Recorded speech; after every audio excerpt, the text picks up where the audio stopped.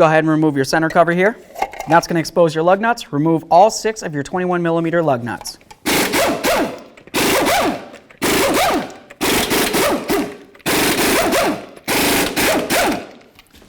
Remove your wheel.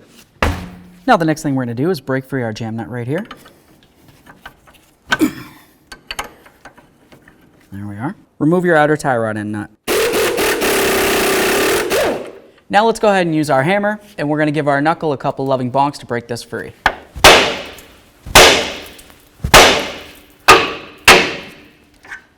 Now let's use some locking pliers. Come right up on this inner tie rod end stud here, and then we'll remove our outer tie rod end. You want to make sure you count this on the way out. What I mean by that is, here we go around, 1, 2, 3, and then so on. All right, so I got 23. Results may vary. Let's go ahead and fully remove that jam nut. Now we need to go ahead and get our power steering bellows boot off of here. Typically you do that by removing the clamp here, and then on the inside there's going to be another clamp. Just take a nice pry bar or screwdriver, whatever you've got, come right up against that clamp edge, give it a couple loving bonks until it breaks free.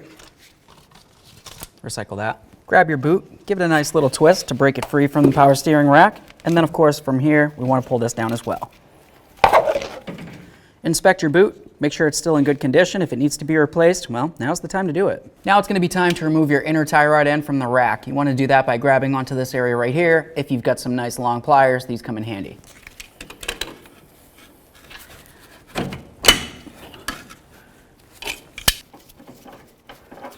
There it is, friends. Now we're just going to take a nice rag and we're going to clean out this internal area.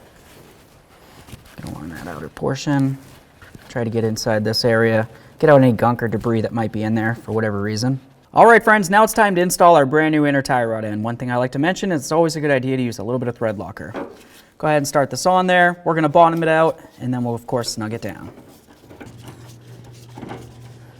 Okay.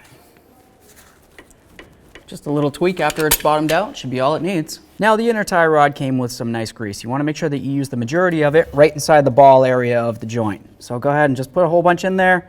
Kind of smuts it around a little bit, and this is going to help keep moisture out of there and, of course, keep it lubricated.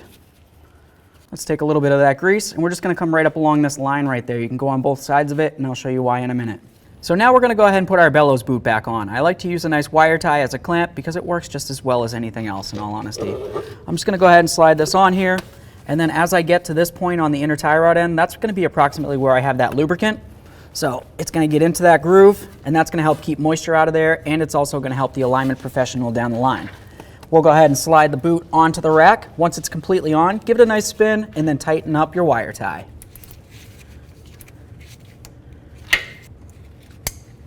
Now let's go ahead and put our outer clamp back on there.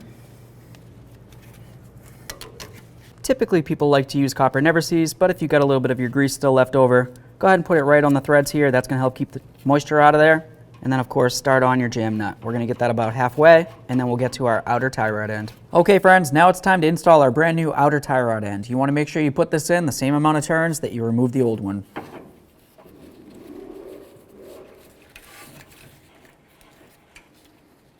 Let's go ahead and put this back into the knuckle. Start our nut on there. Let's snug up the jam nut.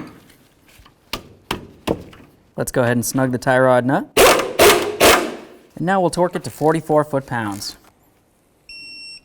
Now we need to pay attention to our castle nut and make sure it lines up with the hole in the stud. If it doesn't, you need to continue tightening until the next hole does. That looks good. Let's go ahead and put our little cotter pin in here. And then, of course, pin it over so there's no way this nut can loosen up.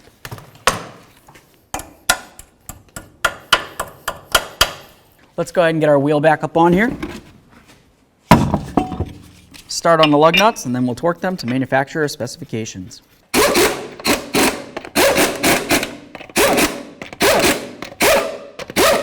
All right, now with the wheel just barely touching the ground, we're going to torque these lug nuts to 140 foot-pounds.